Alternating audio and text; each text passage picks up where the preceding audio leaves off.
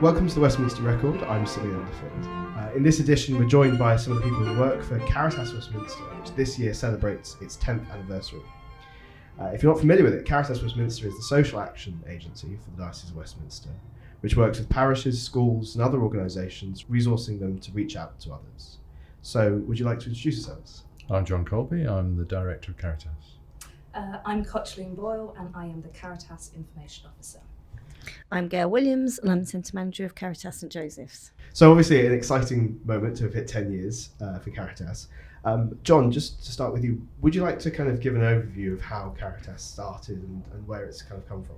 Amazing. So I got involved in 2013 when I was Director of St Joseph's Pastoral Centre. But little did I know that in 2010, just as I arrived in role, the visit of Pope Benedict initiated some thinking around the development of diocesan Caritas. And then we began to think about how we pulled together some pre-existing organisations and groups in the diocese into an umbrella that could lead and develop in a more systematic way the social action that was being done in lots of different places, but also in the agencies like the Deaf Service and St Joseph's, more coherently.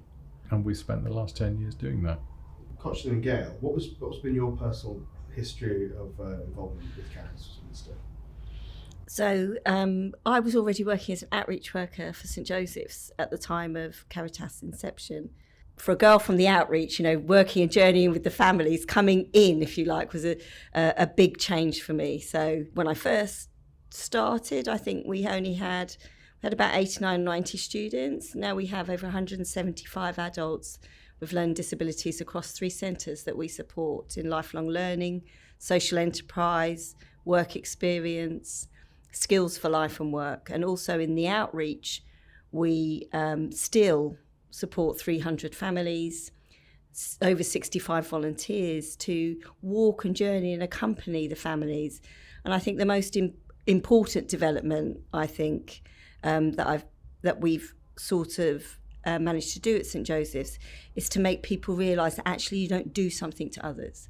You meet them where they are and you accompany them on that journey, giving, hand-holding support, but actually sharing joy, sorrow, celebration. And it's just that, it's a privilege to do the work that I do. And it's been really exciting 10 years for me. So, yeah. I think my sort of first encounter with Caritas was probably about 2013 when I was a volunteer in Lourdes as part of the Diocesan Pilgrimage. And I first encountered St Joseph's, and it didn't really make, I didn't really think of it being part of something bigger until a few years later when I was in Lourdes again, and Caritas St Joseph's were there, Caritas Deaf Service were there, and I got the opportunity to talk to some of the members of those teams about the work they did. And I thought it was just such a wonderful way that they worked, and like Gail says, they're working alongside people.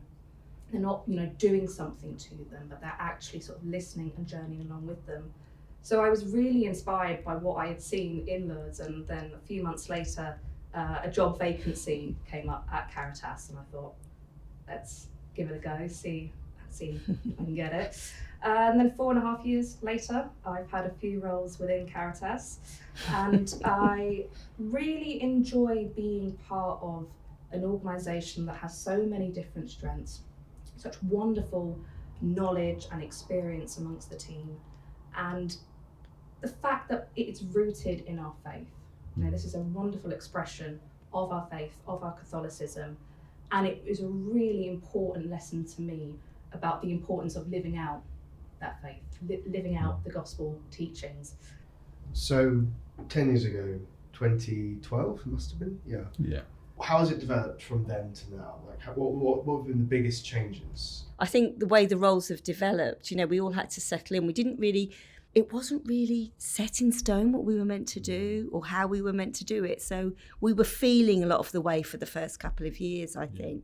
But then, sowing the seeds and then, oh, wow, we could do this. Or perhaps if we had a team that could do that, we could help a lot more in the parishes. And, and I think that it was just the kernel of an idea. But I think it's quite unique the way it's panned out within Westminster. Prior to taking over as director of Caritas, I was director of St Joseph's. And St Joseph's, as Gail's described, has got these two constituent parts. It has the centre, but it also has this outreach function to parishes. So what we did is in some ways, we relied on the St Joseph's model, and we took the outreach function and we placed that at the service of Caritas generally. So those outreach workers, of which Gail was one, began to look at more issues. So we took the outreach function and we created, a very small development team, but it has grown and it has worked in many ways because it's joining up what's going on in parishes, with what's being delivered centrally as well. So alongside all of that sort of startup, we also started Vakita House. So we were thinking about how we could integrate the deaf service into Caritas. St Joseph's, Vakita House was starting, and then latterly we've had Seeds, the employment program, which we really began to think about in 2013 and 14, but only really came to fruition in 2016-17 and has been evolving since then. But they're if you like the central services. Our other work is still ongoing and still needs to be done, which is how we foster social action and outreach and social justice activity in our parishes. And I think as well that evolution is actually one of Caritas's real strengths, in that if there is a particular issue, then we try and respond to it, and that's very much how obviously Vakita House came to be, but also with the Caritas Food Collective. And we've seen through the Food Collective, particularly over the pandemic, just how vital this is. And I think the fact that we were in a position to be able to say, well, look, this is an issue. What skills have we got within our team? What can we do to actually make a difference?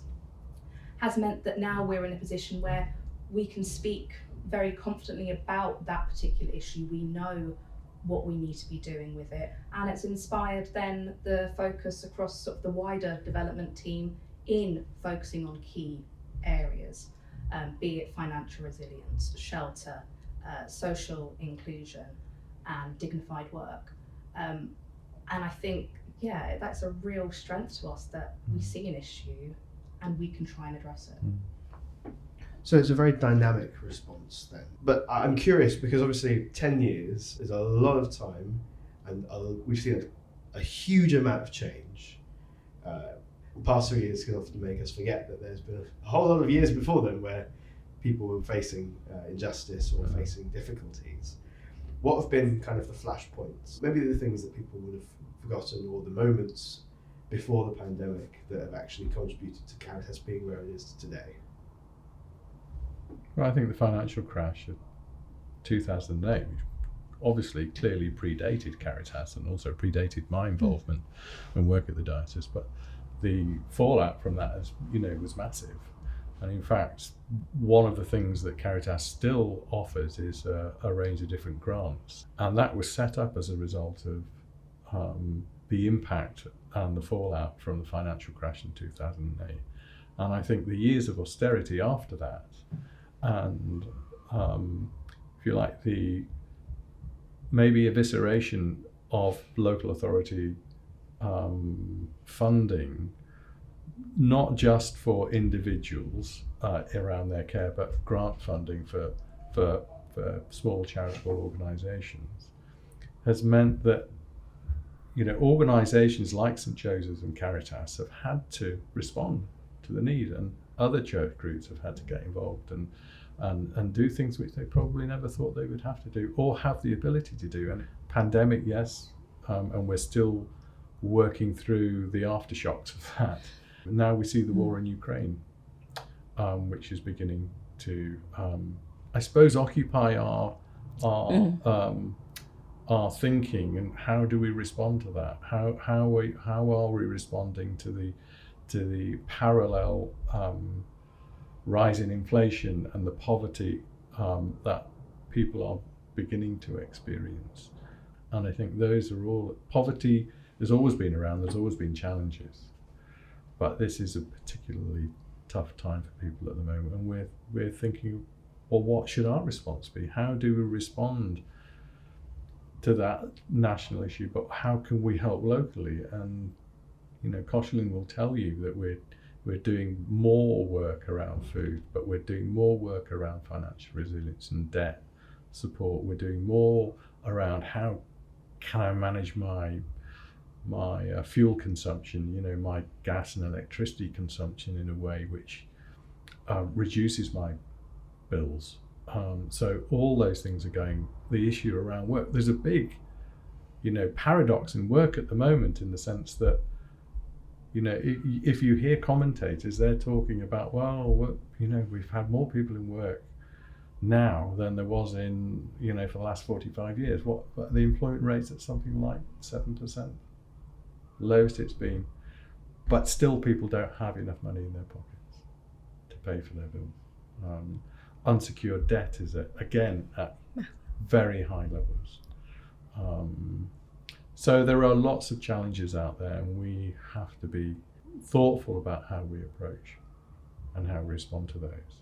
I think what we realised with the COVID pandemic was, while we'd had supported quite a lot of people for so long, when the pandemic hit, it affected our group, probably one of the they became one of the most isolated, very vulnerable, the blanket DNR scandal of people with disabilities going into hospital. I mean, it was really, really bad. And it made us rethink the way that we approached our work. Why haven't these lifelong courses that we've been doing built resilience and change for people? So we sat down and we went right back to the drawing board across everything that we deliver. And we thought, well, if we just change 2 or 3 of these things in every course that we run outside in the parishes, in every presentation we deliver, then we can help build the resilience, the change, the social skills, because it's not going to go away.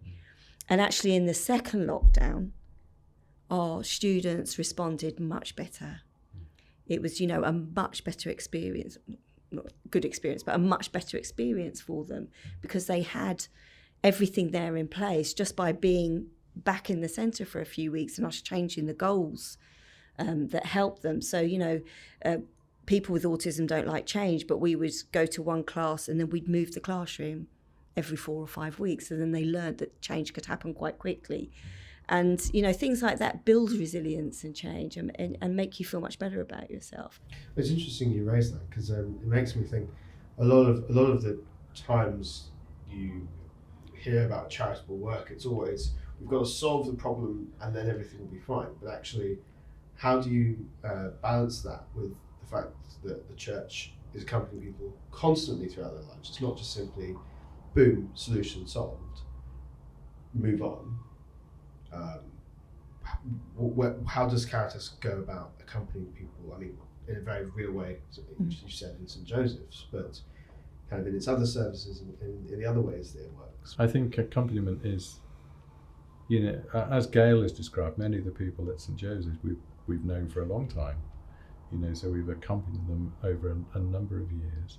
But people come and go, and it's the same in other services. Some services are time limited, so at Begita House, people are only going to stay, a maximum of 9 months to a year at Begita House. Our target time is 3 months, but we know, because of the issues that are around in the system for move on for people who have been trafficked and are in that system, that is going to take a bit longer. But we have a way of keeping in contact with those people. So we not only have it, if you like, an exit, so a move on strategy, we have a follow-up strategy as well with them for at least 12 months afterwards. So we're accompanying them through that period of their recuperation and restoration. And hopefully during the time that they're with us, they're building up the resilience that they need to move on to the next phase of their life. And they don't want to stay with us because they know that they have to move on. And that's the same with other areas. Accompaniment's more about an attitude than an activity. It's about being there for people, listening, rather in the work that we've been doing around the Synod. It is really about seeing the person as a whole person, and not just seeing the problem. Yes, there are issues and problems to be solved, but actually people are more important than the problems. There's a real good story that I was told when we were helping to set up the food bank in Boreham Wood, which is one of our first projects when we started Caritas. And when the food bank was first set up there are a number of hostels in Boreham Wood, and people would come and take advantage of the food bank. I don't mean in a negative way. They needed food and they would come. And then what began to happen is that those same people would come back and donate to the food bank. And these were more often than not, they were young men who'd just come out of prison, were living in a local hostel. And they didn't have the money to buy food for whatever reason. They would come to the food bank, and they would then after that, having moved on, they would come back and donate. And that's a real circular success. Mm. That you move from being dependent on something to actually helping other people build up their resilience and helping them in need. Just to focus a little bit on the food side of things, I was looking through the documents and the data that kind of come back from that, and I was absolutely astonished to see, and correct me if I'm wrong, but the vouchers are handed out in rounds to each parish. But as the rounds kind of progress, the number of people who are taking the vouchers actually goes down. And I'm wondering what that might say, because the conventional idea of giving a handout is that people will just keep coming back for it. That seems to be a very secular mindset of like, oh, you don't get anything for nothing. Oh, if you give someone a handout, they'll just keep coming back for more. All those sorts of kind of stereotypes. And actually, I'm wondering if there is something to do with the fact that it's a parish that's giving the handout, it's a community that's working with these people that might actually have changed that or bucked that trend, or not necessarily proven that philosophy correct. And I was wondering what your thoughts on that were. I think in terms of people needing the vouchers, and if there's sort of a decline, sort of the more rounds that are distributed, I think a lot of it is touching upon what we're trying to do across Caritas, and that actually we are working very closely with schools and parishes, and we're working with them in such a way that they are building the resilience. It's not just this is what they need, that we need to give them a voucher. It's not just a handout, but again, it's that thing of accompaniment, and that actually projects are supporting the people in a way that's going to help them in the longer term. And that's what we found with the vouchers in particular.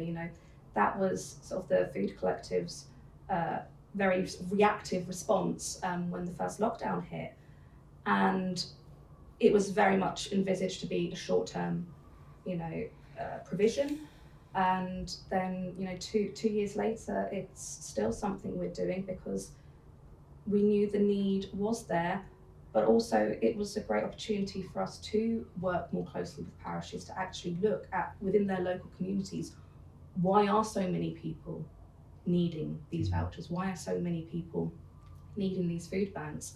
One of the unique things about Caritas is not a single issue organisation. So we don't just do food, we don't just do debt or financial resilience, we don't just do disability. We've got a number of different work streams. And we can't fix everything, but what we can do is add value in different places. And I think it's not always about money. It is, as Gail was describing, about people and about being alongside and about listening and about feeling that people can belong and that they can come to us and that we'll listen. And I think working within the diocese also provides us a richness. You have a richness of diversity, a richness of volunteering throughout the parishes, I mean, and a realisation that people within the parish are the bricks of the church. Yeah. They understand that they're the community in their parish. And it's a matter of helping them when they ask for it, and it's providing that mentoring, supporting resource that actually things, because quite often they'll say, well, how do we do it? Yeah.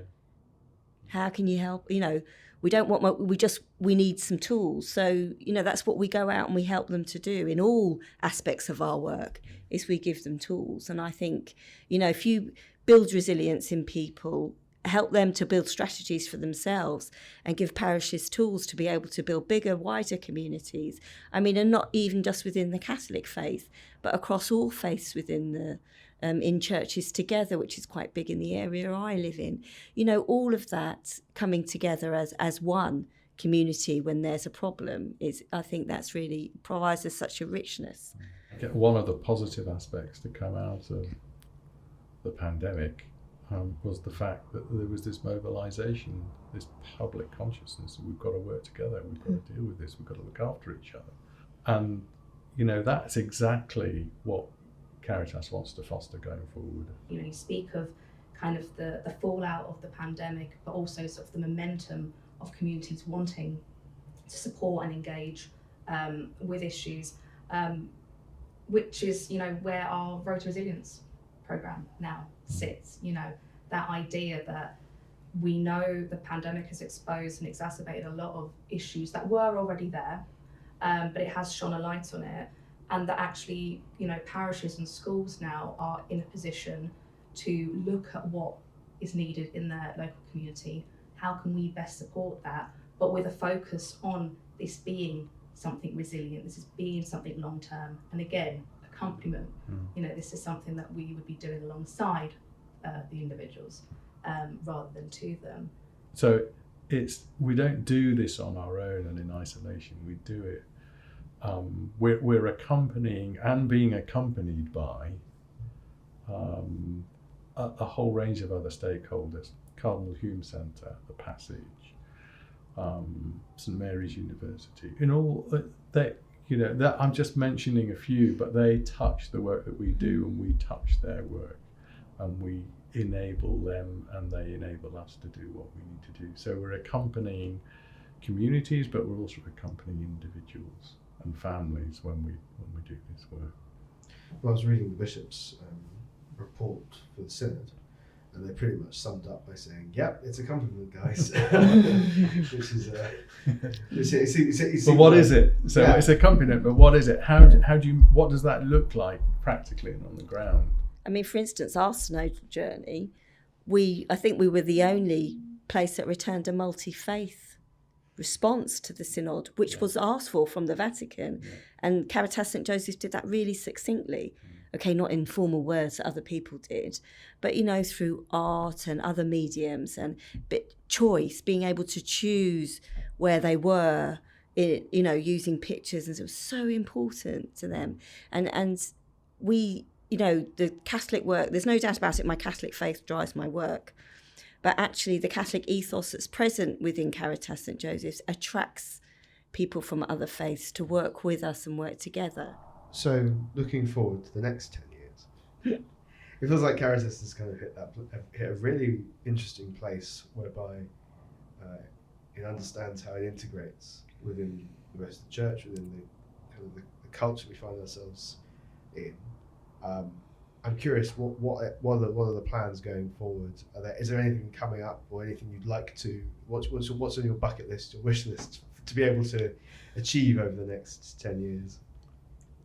The piece of work that I'd really like to see us doing is thinking about how we can contribute to those broader campaigns, how we can get involved in more political debate. I mean that with a small p, shining a light on the injustices that people experience in their daily lives, those people on the margins, how we bring people together more effectively and more coherently, and how we really generate that sense of this is what you need to do as a Catholic. This is what our faith is. Pope Benedict says it very clearly in Deus Caritas Est, which was his first encyclical. churches: word, sacrament, and service.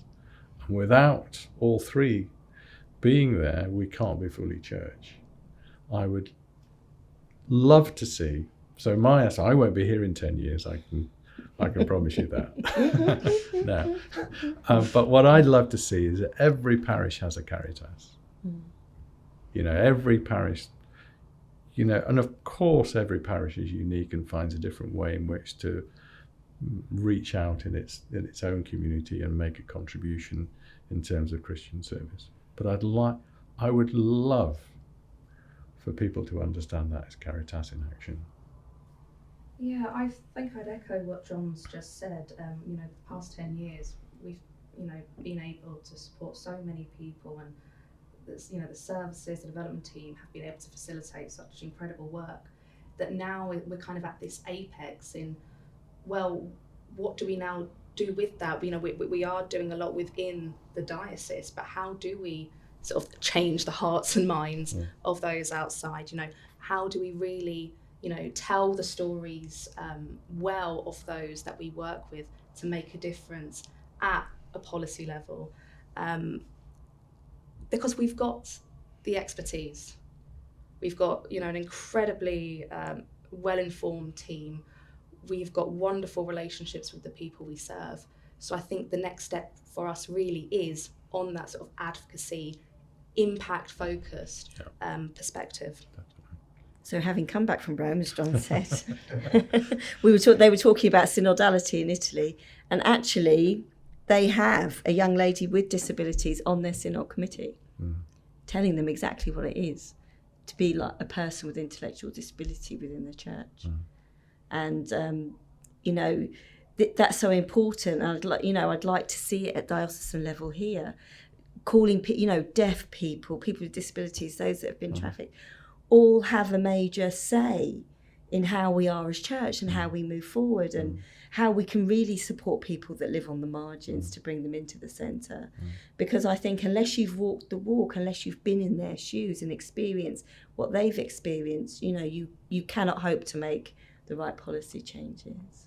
And it's not just education. We're not the voice of them. They have their own voice. So their voice should be heard on the same level as ours. And yet it isn't. So this is, my hope for the development, that actually when the church brings out its next, synodal pathway or, the Eucharistic Congress or something, that they have somebody from every group there saying, well, this is how we can do it in the parish. And then nobody is ever left out when it comes out at diocesan level. Just a final thing, which is, what has been the best part of working in the job since you started?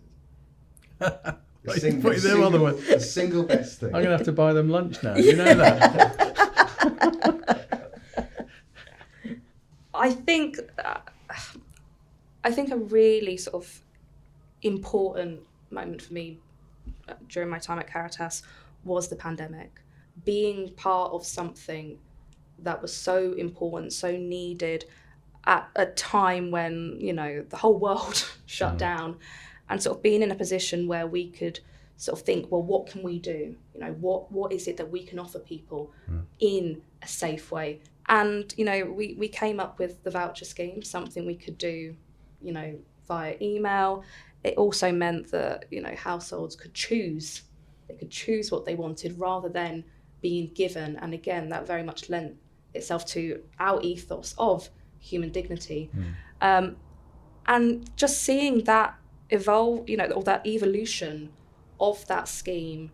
I think that the last time I saw, over 10,000 people across the diocese had benefited from the vouchers across 3,500 households. And for me, being part of something that has done that was a really, really profound moment, and something I'll always remember. It's just an immense privilege to do the job I do. It's been a blast, I think, and in many ways, we've been allowed to evolve Caritas in the way that we've wanted to, and you have to respect the Archbishop's Council and the Caritas board. That they've just, yeah, they've been there and there's been governance, but it's been largely the creativity of the team that's allowed Caritas to evolve in the way it's done and the ideas that they come up with. And for me, just working with them has been a joy. I'd go to bed at night and I don't worry. In other jobs, I used to go to bed and worry about what I was going to encounter. I don't do that now because I have the confidence of the team. They are so good at what they're doing, and we can't lose that. Working and getting to know parishes, parishioners, people who use the services, but parish priests has always been a great joy as well. And understanding and growing and developing those networks. It's all been about the relationships. And that's the joy of it, because we're community. And that's what we're here for, building community, not just solving problems. Thank you very much. I think we've reached the end. Is that okay? That's it for this edition of the Westminster Record. If you want to find out more about what you've heard, follow the Diocese of Westminster on social media or visit our website. I hope you can continue to join us. Thank you for listening and goodbye.